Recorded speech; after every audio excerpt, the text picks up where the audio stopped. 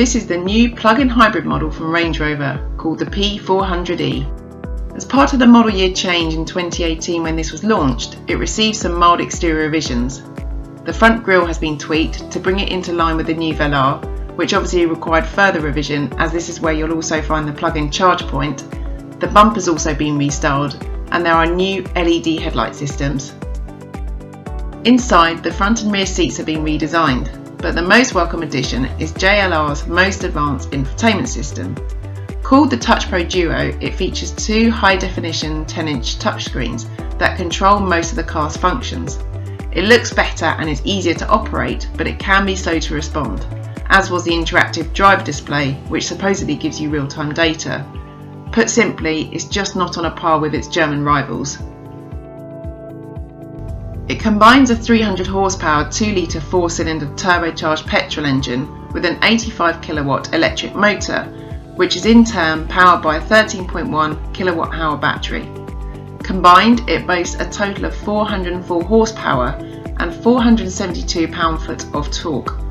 That means it can hit 0 to 60 miles per hour in 6.3 seconds, which, believe me, feels quick in a 4x4 that weighs almost 2.5 tons. In EV mode, it can be driven up to 31 miles and at speeds of up to 85 miles per hour. The default driving mode is parallel hybrid, when the Range Rover will combine the two power sources. On longer journeys, drivers can use the save function to deploy the EV-only range for a specific part of their journey, while the predictive energy optimization function uses the vehicle's navigation system to maximise fuel efficiency.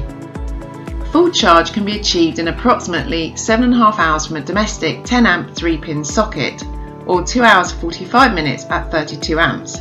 Thanks to its petrol-electric hybrid powertrain, the Range Rover P400e emits 64 grams per kilometres of CO2 on the combined cycle and 101 miles per gallon, on paper at least. The best we got over our 5 days with the car, and charging it every night, was 34 miles to the gallon.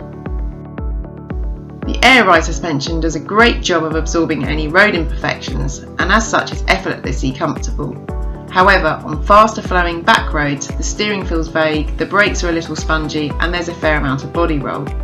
However, this is not a sports car, it's a refined yet highly capable SUV. And to be fair, it did put up with being flung into tight bends. In dynamic mode, it also stiffens everything up a bit, which does help.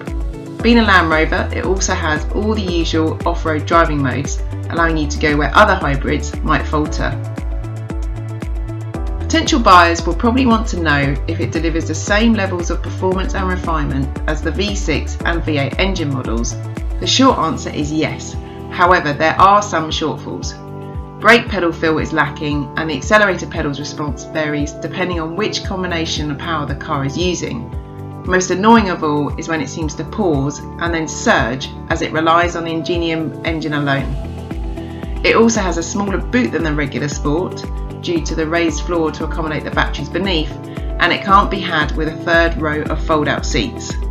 If you make many short trips and like the idea of near silent running combined with imperious levels of luxury and comfort, the P400e makes sense.